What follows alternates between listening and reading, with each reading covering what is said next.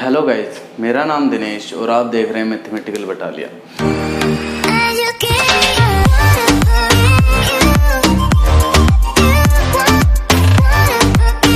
हम बात कर रहे थे पिछले वीडियो में बेसिस की, जहाँ से हमने देख रहे थे कि बेसिस होती क्या है। बेसिस अपन बात कर रहे थे कि 3 कंडीशनें होती है बेसिस की, वो सेट बेसिस कहलाएगा। फर्स्ट कंडीशन है बेसिस वेक्टर स्पेस का सबसेट होना चाहिए। सेकंड कंडीशन है वो एल आई होना चाहिए और थर्ड कंडीशन है वो जनरेटिंग सेट होना चाहिए। अगर ये तीनों कंडीशनें फॉलो हो जाती है अपने, तो वो बेसिस कहलाएगा। अब अपन ने 3 चीज़ें पढ़ ली। वो पढ़ ली एल आई सेट, बेसिस और स्पानिंग सेट। तो इनमें तीनों में रिलेशन क्या है वो देखते हैं अपन। इनमें रिलेशन ज़्यादा कुछ खास है नहीं। ये बेसिस होता है जो सबसे लार्जेस्ट यानी मैक्सिमम एल आई सेट और मिनिमम स्पानिंग सेट। ये लार्ज यानी इसको लार्जेस्ट भी बोल सकते हैं अपन और इसको लोवेस्ट। ये लार्जेस्ट एल आई सेट हो जाएगा, ये लोवेस्ट स्पानिंग सेट हो जाएगा। ये ऐसा हो क्यों जाएगा कि अगर बेसिस है अपने पास यहाँ एल आई आ रहा है, यहाँ अपने पास एल आई आ रहा है, सेट है, सबसेट है वेक्टर का, और मैक्सिमम होगा क्योंकि अगर इसके अंदर एक भी एलिमेंट इससे कम हो गया, यानी इसमें एक भी एलिमेंट ज़्यादा हो गया बेसिस से, तो वो एल डी हो जाएगा। और स्पानिंग सेट है तो जो मिनिमम स्पानिंग सेट होगा, अगर इसमें से एक भी एलिमेंट कम हो जाएगा तो वो एल आई तो रह जाएगा लेकिन वो स्पान नहीं कर पाएगा क्योंकि उसमें जीतेगा। अब इसके कुछ एग्जाम्पल देख लेते हैं अपन।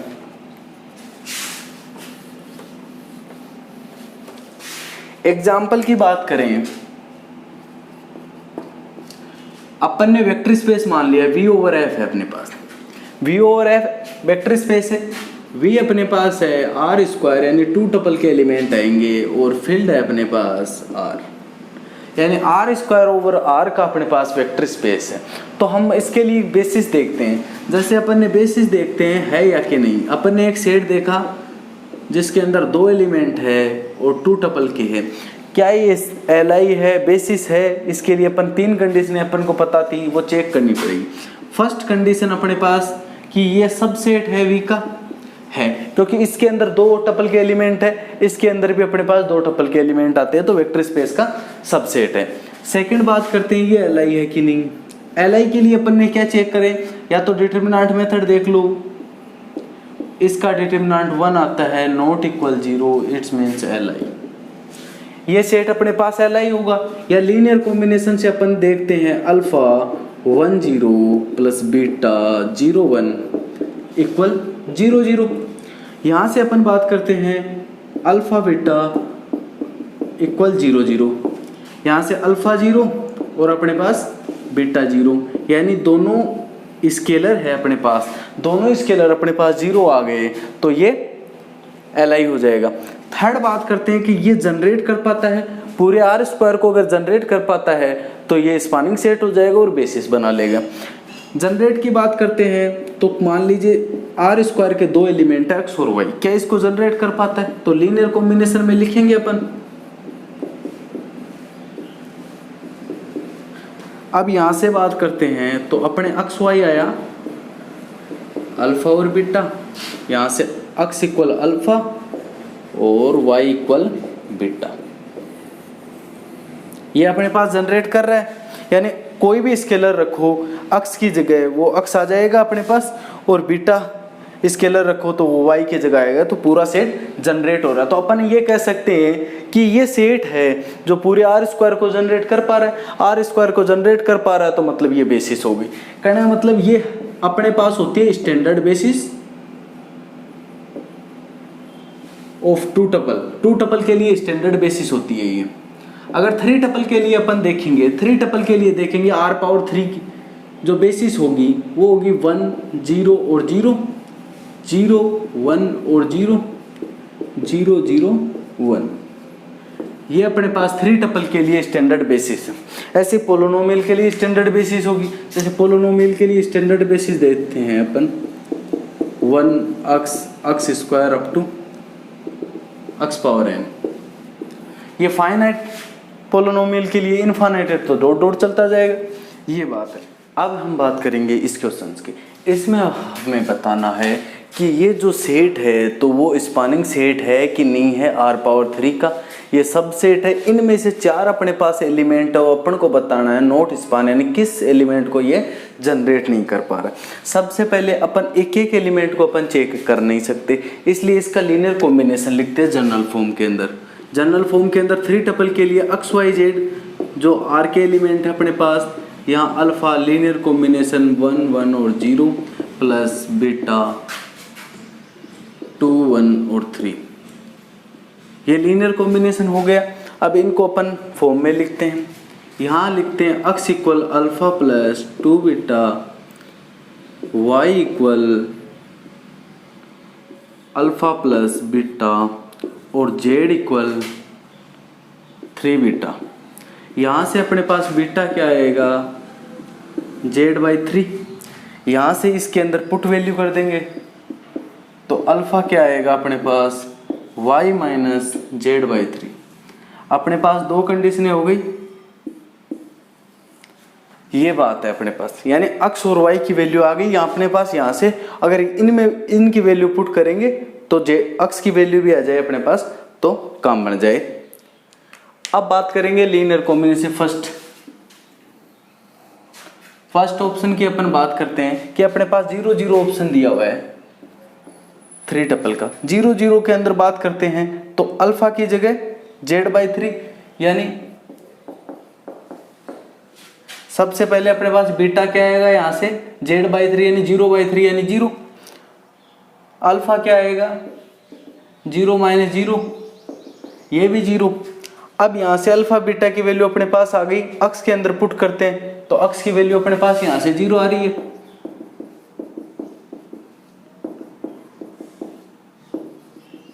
यानी ये स्पान इसको कर देगा, स्पान कर देगा क्योंकि अल्फा बीटा x y की अपन ने वैल्यू निकाल ली और x की वैल्यू अपने पास आ गई, तो ये स्पान कर देगा। फिर ऑप्शन बी की बात करते हैं अपन। बी में अपन को दिया हुआ है 3 2 3 3 2 3 3 2 3 की बात करते हैं। सबसे पहले अपन बात करते हैं अल्फा की, बीटा की वैल्यू 3/3 इक्वल 1, 3/3 इक्वल 1।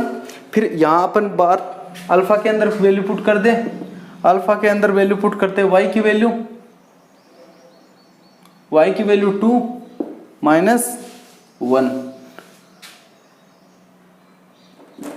2 माइनस 1 आ गई यहाँ से z/3, तो यहाँ अल्फा की वैल्यू 1। अब ये वैल्यू पुट करते हैं अपन इसके अंदर x के अंदर, यानी x इक्वल अपने पास अल्फा 1 प्लस 2 इंटू 1 इक्वल 3। अपने पास x की वैल्यू 3 आ रही है, x की वैल्यू 3 आ रही है, ये इस सेट को, इस एलिमेंट को जनरेट कर देगा। थर्ड बात करते हैं सी ऑप्शन की। अपन बात करते हैं सी ऑप्शन अपने पास है 1 2 3। यहाँ से अपने पास बीटा की वैल्यू z/3 यानी 3/3 इक्वल 1। यहाँ से बात करते हैं अल्फा की value y 2 minus 1 equal 1, alpha की वैल्यू भी यहाँ से 1। अब अपन बात करते हैं x की वैल्यू, इसमें पुट करते हैं अल्फा प्लस 2 बीटा, इसके अंदर अल्फा की वैल्यू 1 प्लस 2 बीटा 1 3। लेकिन अपने पास यहाँ x की वैल्यू आ रही है 3, लेकिन ये 1 के इक्वल नहीं है, 1 के इक्वल नहीं है तो इस सेट को जनरेट नहीं कर पाएगा, इस सेट को जनरेट नहीं कर पाएगा। सी ऑप्शन करेक्ट हो गया क्योंकि इस सेट को स्पान नहीं कर पाता। अपने को एक ही ऑप्शन चूज करना था तो डी की अपन को जरूरत नहीं। ओके, अब हम बात करेंगे इस एग्जाम्पल की। इस एग्जाम्पल के हमें अंदर दिया हुआ है कि v1 v2 up to vn अपने पास li है और जो बेसिस है, li और बेसिस अपने पास दे दिया है। अपन को बताना है ऑप्शन ए बी सी और डी, इनके अंदर कौन कौन है li और कौन कौन है ld। इसके लिए हम बात करेंगे, अपने पास li और ld के लिए 2 मेथड है। दो मेथड चेक करने के लिए दो मेथड क्या, या तो अपन डिटरमिनेंट मेथड से चेक कर सकते हैं या लीनियर कॉम्बिनेशन में लिख सकते हैं। हम सबसे पहले अपन को इसको लीनियर कॉम्बिनेशन से कर लेते हैं। ऑप्शन ए की बात करते हैं हम,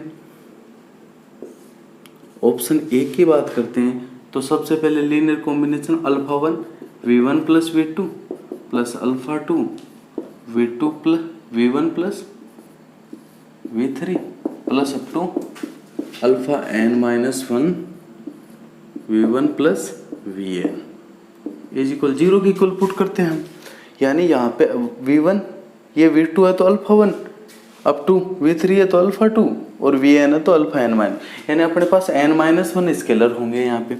अब यहाँ से पूरी इक्वेशन के अंदर v1 कॉमन आ रहा है, v1 कॉमन आ रहा है तो alpha 1 plus alpha 2 plus up to alpha n minus 1 into v1 plus alpha 1 v2 plus alpha 2 v3 plus up to alpha n minus 1 vn equal 0। अब हमें दिया हुआ है कि ये अपना Li है, क्योंकि ये अपना Li है, यानी इसका जो भी लीनियर कॉम्बिनेशन होगा उसके सारे स्केलर 0 के इक्वल होंगे, सारे स्केलर 0 के इक्वल, यानी v2 का स्केलर भी 0 के इक्वल होगा, v3 का स्केलर भी 0 के इक्वल होगा, vn का स्केलर भी 0 के इक्वल होगा। ये सारे अपने स्केलर 0 के इक्वल आ गए, तो ये कैसा हो गया ऑप्शन, ये अपना ऑप्शन हो गया Li।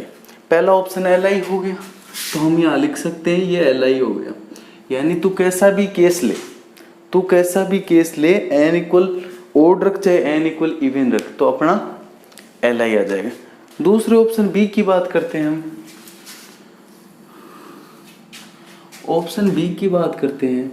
ऑप्शन बी के अंदर v1 माइनस v2, तो लीनियर कॉम्बिनेशन में लिखेंगे alpha 1 v1 minus v2 plus alpha 2 v1 minus v3 plus up to alpha n minus 1 v1 minus vn equal 0 के इक्वल पुट कर दिया, 0 के इक्वल पुट कर दिया। लीनियर कॉम्बिनेशन है, पूरे के अंदर v1 कॉमन आ गया, पूरे के अंदर v1 कॉमन लेंगे हम, तो यहाँ से alpha 1 plus alpha 2 plus up to alpha n minus 1, इसके साथ अपना v1 आ गया, इसके साथ v1 आ गया, और वही same case alpha 1 v2 minus के, यहाँ माइनस के alpha 2 v3 up to minus alpha n minus 1 v1 equal vn equal 0।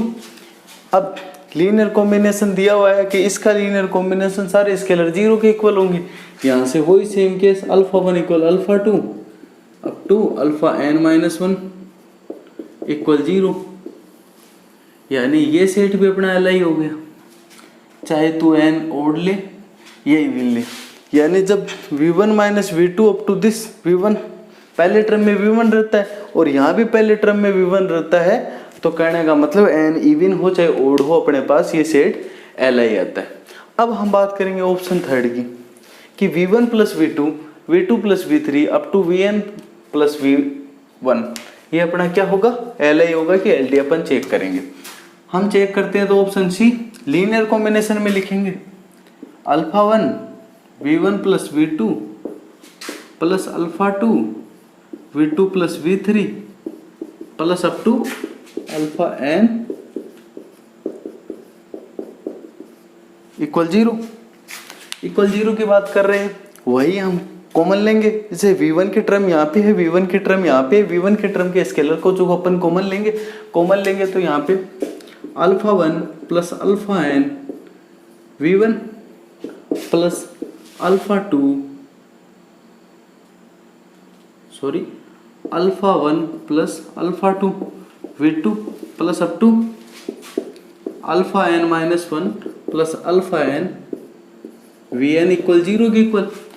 अब यहाँ से इसके सारे स्केलर अपने पास 0 होंगे, यानी इसको लीनियर कॉम्बिनेशन में रखेंगे तो सारे स्केलर 0 के equal. Alpha 1 plus alpha n equal 0, alpha 1 plus alpha 2 equal 0, alpha 2 plus alpha 3 equal 0 up to alpha n minus 1 plus alpha n equal 0। ये बात हो गई अपने। अब बात करेंगे हम कि अल्फा n माइनस 1 है यहाँ से कि अल्फा 1 इक्वल अल्फा 2, यहाँ से अपना क्या आएगा alpha 1 equal minus of alpha 2, alpha 2 equal minus alpha 3 minus के अल्फा 4 डॉट डॉट डॉट, ये आया अपने पास माइनस 1 की पावर n अल्फा n, यानी तू ओड ले चाहे इवन ले, ये बात है। अब हम बात करेंगे कि यहाँ से कि अगर अपने पास n इवन हुआ, भाई अपने पास दो केस ले लो, दो केस ले लो। सबसे पहले केस है n इवन हुआ, n इवन हुआ तो हम बात करते हैं कि alpha 1 equal alpha n, alpha 1 equal alpha n हो गया अपने पास, इवन हो गया तो जैसे सॉरी माइनस पे आ रहा है तो अल्फा n माइनस 1, तो इवन हो गया तो alpha n equal alpha n minus 1 minus alpha n, यहाँ से ये आ रहा तो यहाँ से अपने पास क्या आएगा alpha 1 plus alpha n equal 0। इससे अपना कोई केस नहीं निकल रहा कि कोई सा स्केलर 0 के इक्वल आएगा, कोई सा स्केलर 0 की, यहाँ से भी अपने पास यही केस मिल रहा है, यहाँ से भी अपने पास यही केस मिल रहा है। तो अल्फा यहाँ से तो करने का मतलब n इवन हो गया तो LD हो गया अपने पास, क्योंकि डिपेंडेंसी आ रही है। फिर n ओड हो गया, n अपने पास ओड हो गया तो अल्फा 1 इक्वल ओड हो गया तो